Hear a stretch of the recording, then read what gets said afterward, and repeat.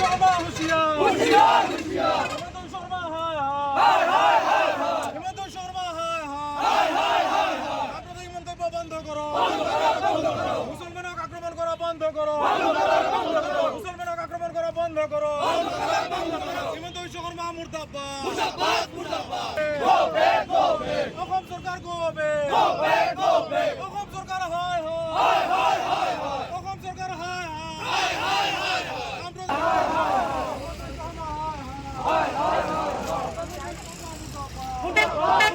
অসম সরকার হায় হায় হায় হায় অসম সরকার হায় হায় হায় হায় হিমন্ত বিশ্ব শর্মা সাম্প্রদায়িক মন্তব্য বন্ধ করো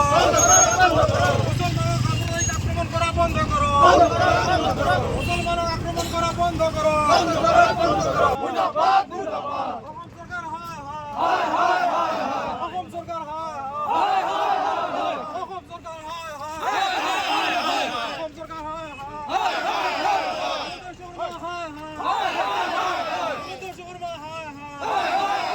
হিমন্ত শর্মা গোবে গোবে গোবে হিমন্ত শর্মা গোবে গোবে গোবে হিমন্ত শর্মা হায় হায় আপনাদের মন্তব্য বন্ধ করো। মুখ্যমন্ত্ৰী হিমন্ত বিশ্ব শৰ্মাক অবিৰতভাৱে ধৰ্মীয় সংখ্যালঘু লোকসকলক বাৰম্বাৰ সাম্প্ৰদায়িক মন্তব্যৰে আক্ৰমণ কৰাৰ পৰিলক্ষিত হৈছে আৰু মুখ্যমন্ত্ৰীৰ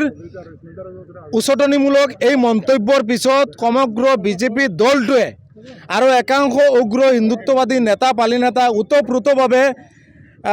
এটা নিৰ্দিষ্ট জাতি অৰ্থাৎ ধৰ্মীয় সংখ্যালঘু মুছলমান লোকসকলক বাৰম্বাৰ আক্ৰমণ কৰি আছে, সাংবিধানিক অধিকাৰ খৰ্ব কৰি আছে। আৰু শেহতীয়াকৈ 7 তাৰিখত যি ধৰণে বিজেপিৰ ফেচবুক পেজৰ পৰা বা বিভিন্ন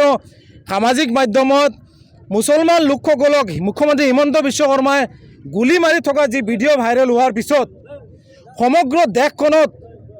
চৰ্চাৰ বিষয়বস্তু হৈ পৰিছে আৰু অসমখনক বিশ্বৰ দৰবাৰত কলংকিত কৰিছে এই মুখ্যমন্ত্ৰী হিমন্ত বিশ্ব শৰ্মাই। গতিকে আমি মুখ্যমন্ত্ৰী হিমন্ত বিশ্ব শৰ্মাৰ এনেধৰণৰ সাম্প্ৰদায়িক মনোভাৱ, সাম্প্ৰদায়িক মন্তব্যৰ এটা নিৰ্দিষ্ট জাতিৰ ওপৰত বাৰম্বাৰ টাৰ্গেট কৰি সাংবিধানিক অধিকাৰ খৰ্ব কৰাৰ যি কাৰ্যকলাপ, এই কাৰ্যকলাপৰ বিৰুদ্ধে আমি অসমৰ প্ৰতিখন জিলা সমিতিৰ সমান্তৰালভাৱে আমি হোজাই জিলা আমচুৱা আজি ডবকা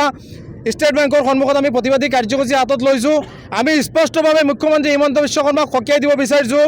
ভাৰতখন এখন ধৰ্ম নিৰপেক্ষ ৰাষ্ট্ৰ। এই দেশত এনেধৰণৰ কাৰ্যকলাপ আমচুৱে কোনো কাৰণতে সহ্য নকৰে। হিমন্ত বিশ্ব শৰ্মাই নহয়, এনেধৰণৰ 100জন হিমন্ত বিশ্ব শৰ্মা আহিলেও মুছলমান লোকসকলৰ সাংবিধানিক অধিকাৰ খৰ্ব কৰিব নোৱাৰিব। গতিকে স্পষ্টভাৱে হিমন্ত বিশ্ব শৰ্মাক সকীয়াই দিছোঁ, এনেধৰণৰ সাম্প্ৰদায়িক মনোভাৱৰ পৰা বিৰত থাকিব লাগে আৰু বিভিন্ন জাতি জনগোষ্ঠীৰ সমান্তৰালভাৱে মুছলমান লোকসকলো যাতে আগুৱাই যাব পাৰে, সাংবিধানিক অধিকাৰ সাব্যস্ত কৰি, মৌলিক অধিকাৰ সাব্যস্ত কৰি যাতে জীয়াই থাকিব পাৰে, আগুৱাই যাব পাৰে, তাৰ প্ৰতি লক্ষ্য ৰাখি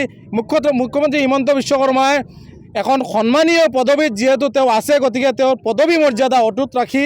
তেওঁ নিজৰ দায়িত্ব আৰু কৰ্তব্য সুচাৰুৰূপে পালন কৰিবলৈ আমি স্পষ্টভাৱে সকীয়াই দিছোঁ। অন্যথা আগন্তুক দিনত এনেধৰণৰ কাৰ্যকলাপৰ বিৰুদ্ধে সমগ্ৰ অসম স্তব্ধ কৰি হ'লেও প্ৰতিবাদী কাৰ্যসূচী হাতত ল'ম। কোনো কাৰণতে মুখ্যমন্ত্ৰী হিমন্ত বিশ্ব শৰ্মাৰ এনেধৰণৰ সাম্প্ৰদায়িক মন্তব্য আমচুৱে সহ্য কৰা নাছিলে আৰু 100জন হিমন্ত বিশ্ব শৰ্মা আহিলেও আগন্তুক দিনত আমচুৱে সহ্য নকৰে, একদম স্পষ্ট কথা।